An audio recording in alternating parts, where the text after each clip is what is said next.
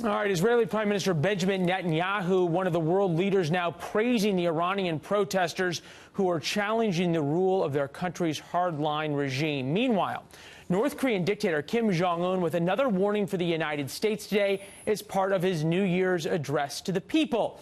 What a warm and lovely message he had, saying he always has a nuclear button on his desk and once again claiming the rogue regime has missiles capable of striking anywhere in the United States. Former U.S. Ambassador to the UN John Bolton saying, well, we've heard this before.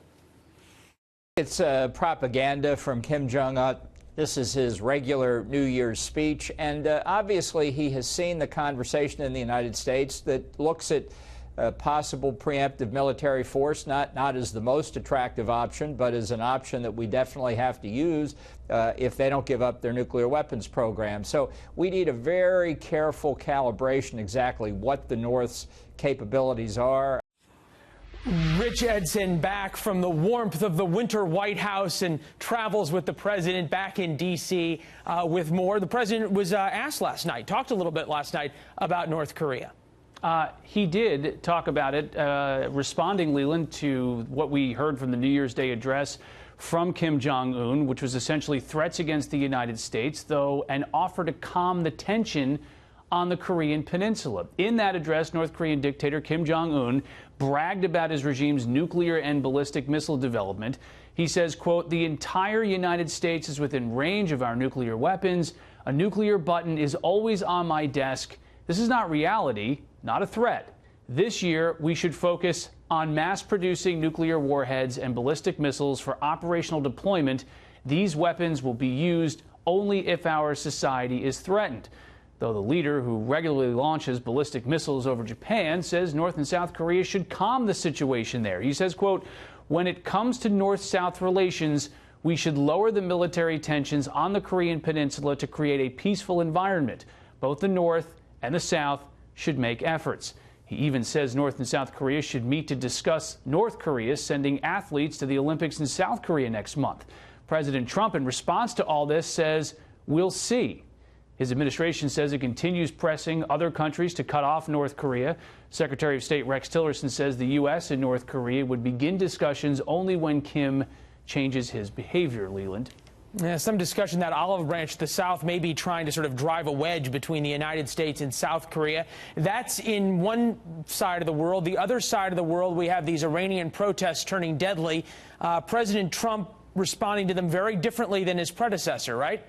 That's what his administration is contending. It will be different, though it remains to see what exactly this administration is going to do. As Iran's president is now saying, they have the right to protest, though the demonstrators, as he said, should not make the public feel concerned about their lives and security. Iranian state media report more than 10 are dead, and there was an attempt to seize military and police installations. Meanwhile, world leaders are weighing in on what's going on in Iran, in particular Iran's enemies, like Prime Minister Benjamin Netanyahu of Israel. Brave Iranians are pouring into the streets. They seek freedom, they seek justice, they seek the basic liberties that have been denied to them for decades. Iran's cruel regime wastes tens of billions of dollars spreading hate. This money could have built schools and hospitals. No wonder mothers and fathers are marching in the streets. The regime is terrified of them, of their own people. Thousands are protesting a poor economy while Iran engages in costly proxy wars across the Middle East. These are the largest protests in Iran since 2009. Yeah, since the Green Revolution. Important question, though. We discussed this a little bit yesterday.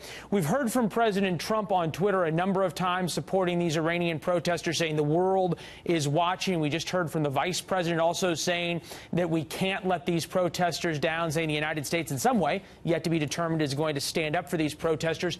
What about the reaction from Europe? So often it's the Europeans who can't wait to jump out in front of any kind of human rights violations. You've got people being killed in the streets of Iran. Anything from the Brits, the Germans, the French, the Italians?